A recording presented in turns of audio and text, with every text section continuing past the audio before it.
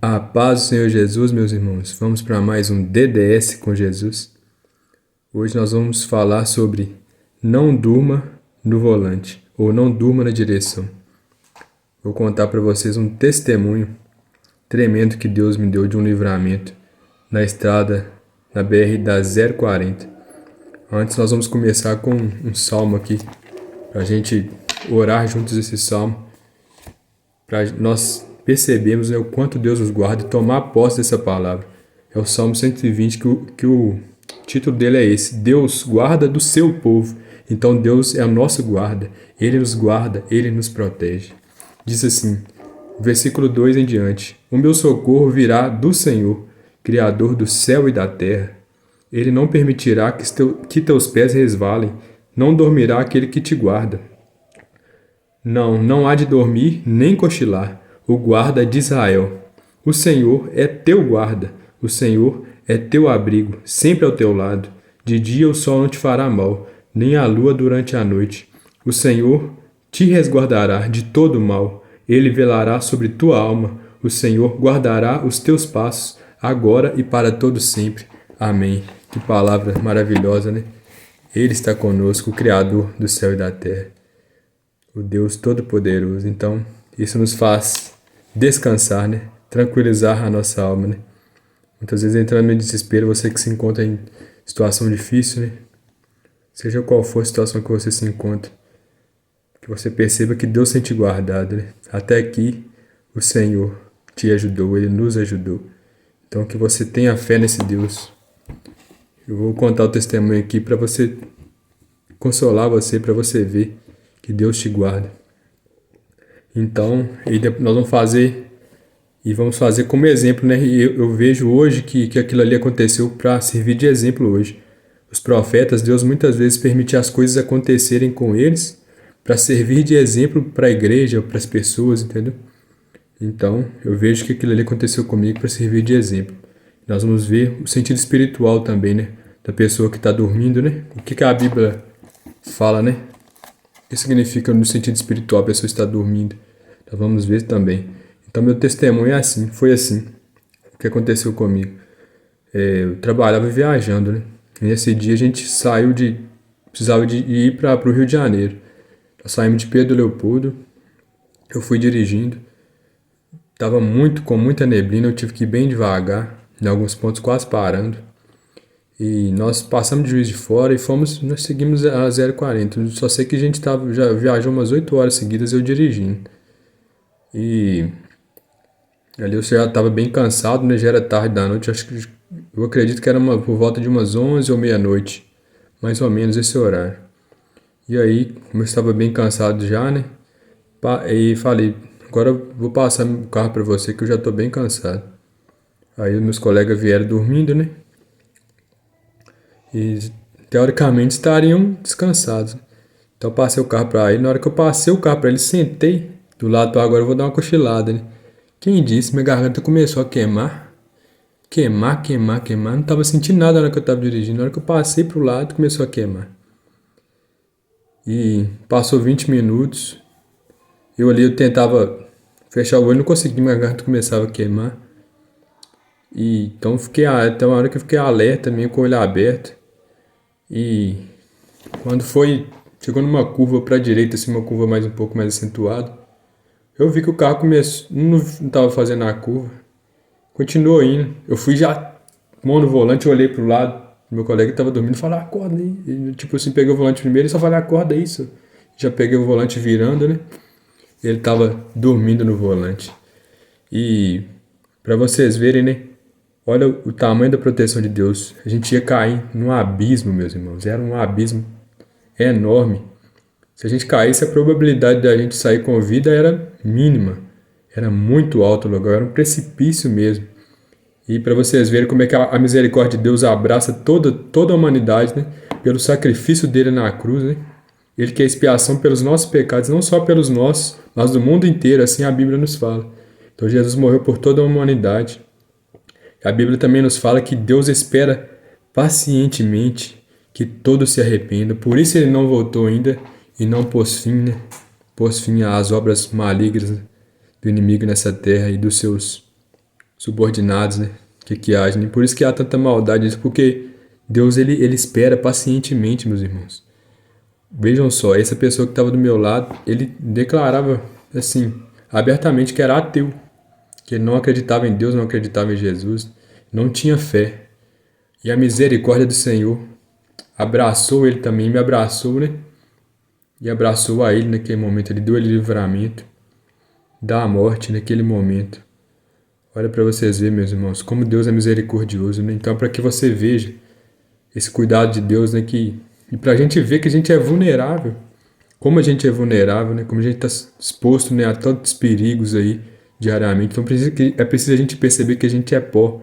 E pro pó, esse corpo vai voltar, né? Mas nós precisamos estar preparados, né?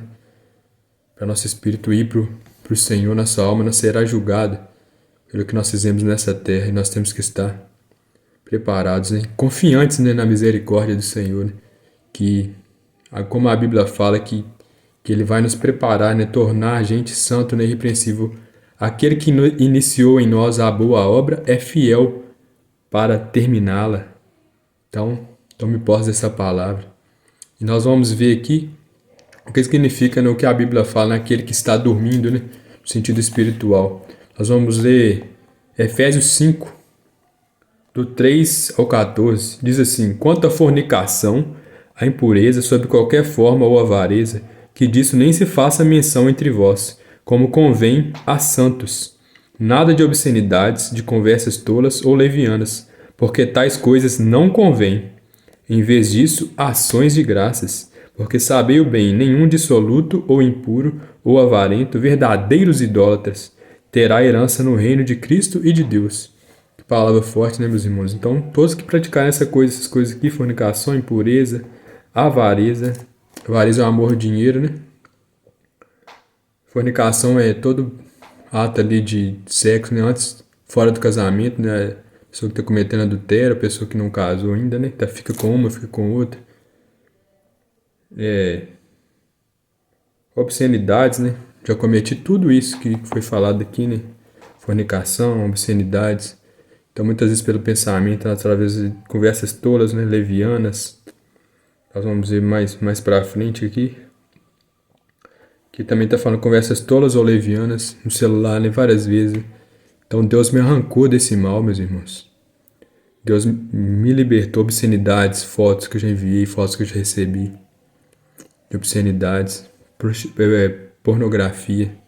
Já fui liberto para a honra e glória do Senhor. E aqui eu dou testemunho, nós vamos ver aqui pra frente, né? Que a gente vai ver aqui a continuação. Que é preciso a gente confessar, vir para a luz. Quer ver o que fala aqui? E ninguém vos seduza com vãos discursos. Estes são os pecados que atraem a ira de Deus sobre os rebeldes. Não os comprometais com eles. Outoras erais trevas, mas agora sois luz do Senhor. Comportai-vos como verdadeiras luzes. Ora, o fruto da luz é bondade, justiça e verdade. Procurai o que é agradável ao Senhor.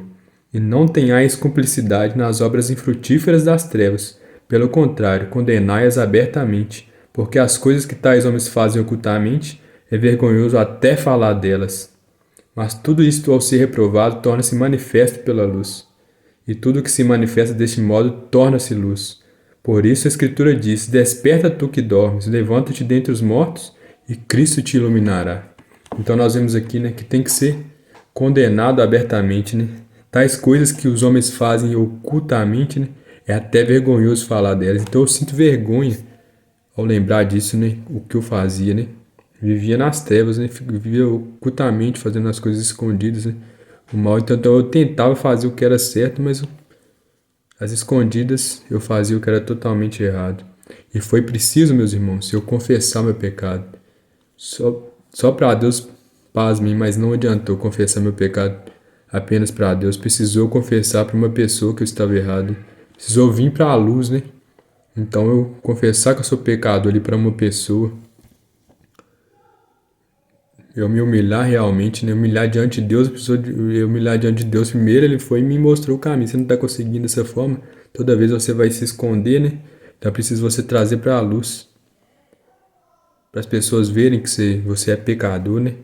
você se humilhar realmente e para você ser liberto. Então aconteceu isso comigo.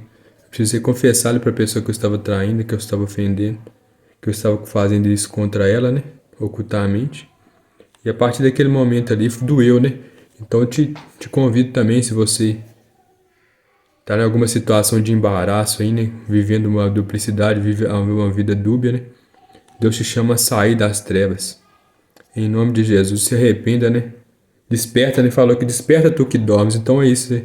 Quando a gente tá dormindo, né? É no sono, nas trevas ali, na escuridão, né? Dormindo com o olho fechado. E vocês viram, né, o que significou ali, né? Eu ia para onde que a gente estava indo, né? O precipício. Ou seja, então vamos supor um exemplo aí, a pessoa que está dirigindo, dormindo, né, com o olho fechado, em alta velocidade, o que vai fazer? Vai colidir com alguém, vai cair no precipício, né, como ia acontecer com a gente. Então, pessoa que está dormindo está no pecado grave, né, como todas essas coisas que nós vimos aqui, para onde que ela está indo? Para a perdição, para o abismo, para o inferno, né, em outras palavras. Então, Deus te chama ao arrependimento, a despertar desse profundo sono, né? Vim para a luz, né? Despertar, levanta-te dentre os mortos e Cristo te iluminará. Então, a Bíblia fala, né? Eu sou a luz do mundo, né? Jesus disse, eu sou a luz do mundo. Aquele que me segue não andará nas trevas, mas terá a luz da vida. Então, nós precisamos ser seguidores do nosso Senhor Jesus Cristo. E aqui também eu falo para você que vive aí em comunidade, numa igreja, né? Se você sabe, né, de pessoas que estão vivendo aí contra a palavra de Deus, né? E continua, não fala nada. Ou se você tem amigos que estão cometendo pecados, que chegou e comentou com você alguma coisa, e você se escondeu, você não teve coragem de falar com essa pessoa que isso que ela está fazendo é errado, né?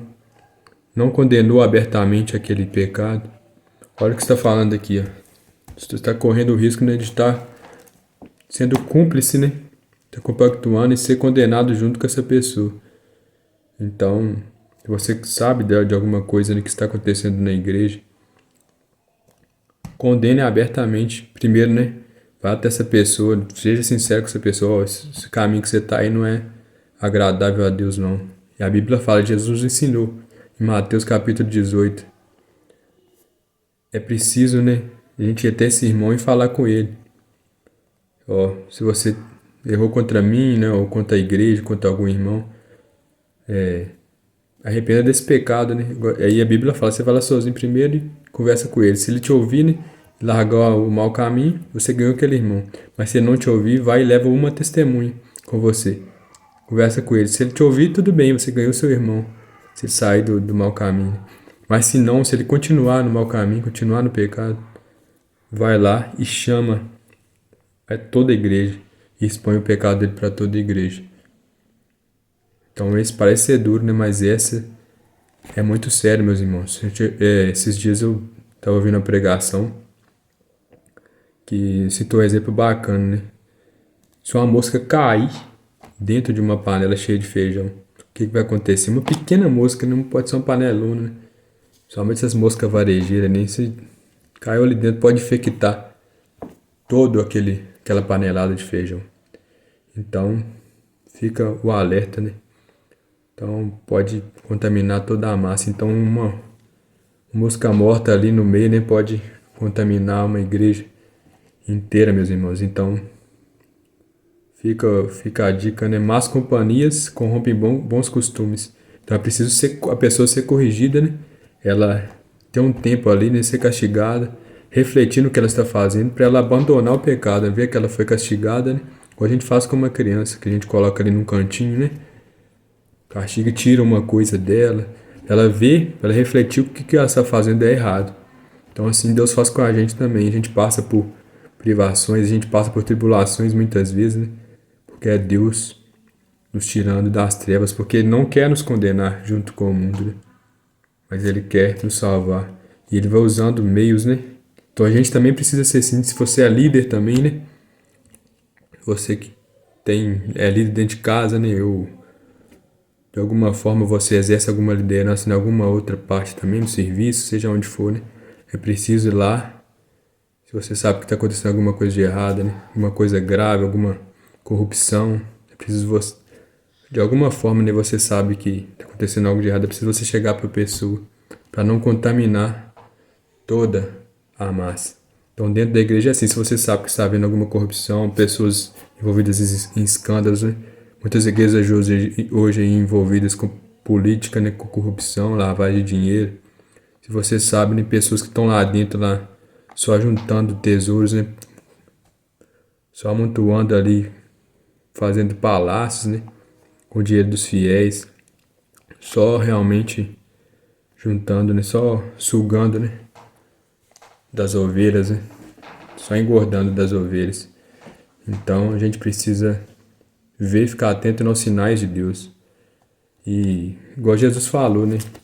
Cego que guia cego, o que acontecerá? Ambos tombarão e cairão na vala. Mateus 15:14. Ambos cairão no buraco. Então a gente precisa ficar alerta. Precisamos, né, fazer aqui, ó, o que é agradável ao Senhor. Deus nos chama ao arrependimento. Se Deus tocou meu coração, Deus faz isso com pecadores, né? Você vê, eu pecador, um pecador, né? Deus me chamou ao arrependimento, teve misericórdia, não por causa atos de justiça que eu pratiquei, mas unicamente por misericórdia dele. Ele me deu mais esse livramento da morte, né?